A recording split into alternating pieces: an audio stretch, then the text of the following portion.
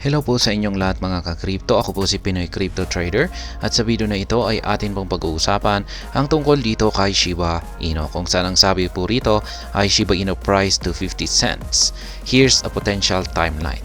Ayan, atin daw pong aalamin kung kailan magagawang akyatin ni Shiba Inu ang 50 cents na halaga ng kanyang token o yung kanyang presyo. Ayan, 50 cents, napakataas po nito. Po ay nasa 0.5.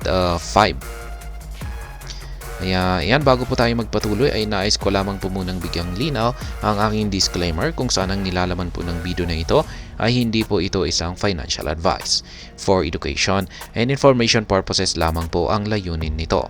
Maliban po dito ay nais ko na rin pong magbigay babala na wala pong kahit anumang group chat ang Pinoy Crypto Trader. Ayan, Shiba Inu is projected to soar to lofty price targets including 50 cents as community enthusiasm remains unfazed. Despite its low price at the moment, members of the SHIB army are optimistic of the future potential of the token.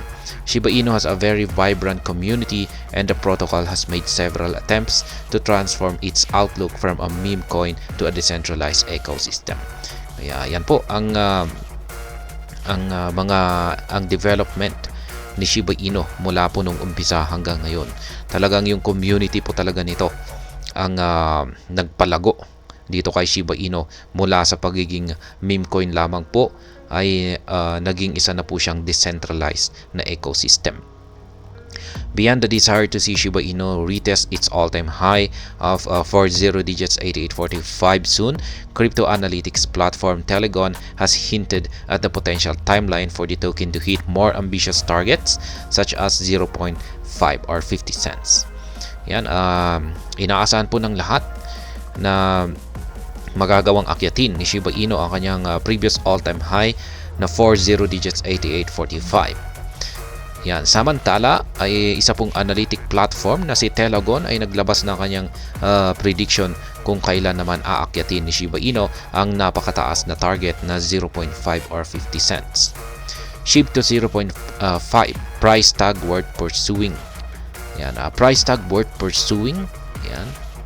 According to insights from Telegon and per earlier reports, Shiba Inu could chart an upward trend to 0.01 anytime from 2030 to 2040. The platform highlighted how higher price targets would take a longer time to actualize. Kaya yan, ayon daw po kay Telegon ay makakamit daw ni Shiba Inu ang presyong 1 cent or 0.01 sa mga taong 2030 to 2040. At ayon po sa kay Telegon ay kung pag mas mataas daw yung price target ay mas matagal daw po ang kakailanganin na panahon para ito ay makamit ni Shiba Inu. In its long-term forecast, Telegon projected that Shiba Inu is likely to have a maximum price of 0.089 by 2040. This price is poised to grow to a minimum of 0.62 by 2050, breaking the major 50 cents barrier. Kaya ayan, ayon po kay Telegon ay makakamit daw po ni Shiba Inu ang presyong 62 cents pagsapit po ng taong 2050. Lampas na po yan sa 50 cents na price target. Telegon projected appears overblown, especially in the timeline. Notably, AI protocols Google Bard and ChatGPT have a more modest time projection for Shiba Inu is likely to retest 50 cents mark. For Google Bard, now Gemini, the most feasible scenario for Shiba Inu to touch 50 cents is pegged at 5 to 10 years from now, with a probable rapid growth shortening the timeline to a range of 1 to 2 years. Kaya yan, pagdating naman daw po kay Google Bard ay magagawang akyatin ni Shiba Inu ang presyong 50 cents pagsapit po ng 5 hanggang 10 taon. Kaya mas mababa po siya kumpara sa prediction ni Telegon. Meanwhile, ChatGPT maintained that this achievement could be attained in 2 to 3 years on the back of increased adoption. Ayan naman po kay ChatGPT, mas mababa naman po yung kanyang prediction dito sa timeline kung kailan makakamit ni Shiba Inu ang 50 cents na presyo. Kakailanganin lamang daw ng 2 hanggang 3 taon. Yan, basta magkakaroon daw po ito ng paglago sa kanyang adoption. Dealing with the supply boom.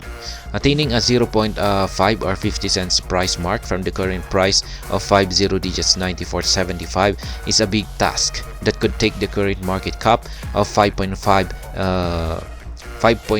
trillion $5.5 billion to trillions of dollars, considering the current circulating supply pegged at 589.2 trillion SHIB.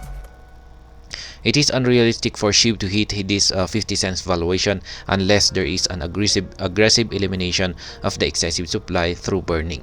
For this reason, the ecosystem team is already making a move to actualize the automated burning mechanism through Shibarium Burn Portal.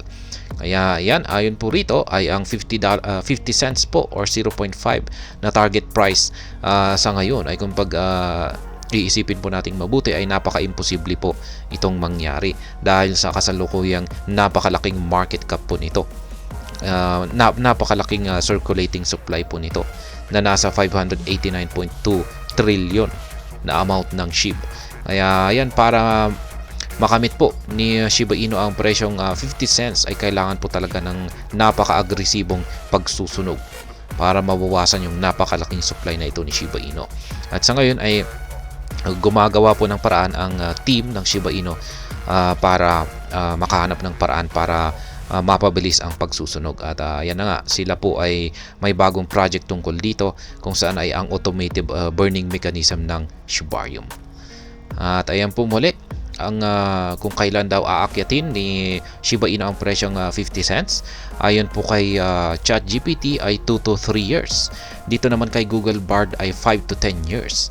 At dito naman po kay Telegon ay pagsapit po ng taong 2050. At ayan, hanggang dito na lamang po tayo sa video na ito. Sana po ay inyong nagustuhan ang aking paliwanag dito. Kung inyo po itong nagustuhan ay pakiclick lamang po ang like button nito. Para naman po sa mga bago lamang dito, kayo po ay aking inaanyayahan para mag-subscribe. Pakiclick na rin po ang bell icon nito dahil ito po ang siyang magsisilbing notification nito sa mga bago kong videos na akin pong ina-upload sa aking YouTube channel na ito. Marami pong salamat sa panonood. Ingat po tayo lagi at God bless po sa ating lahat.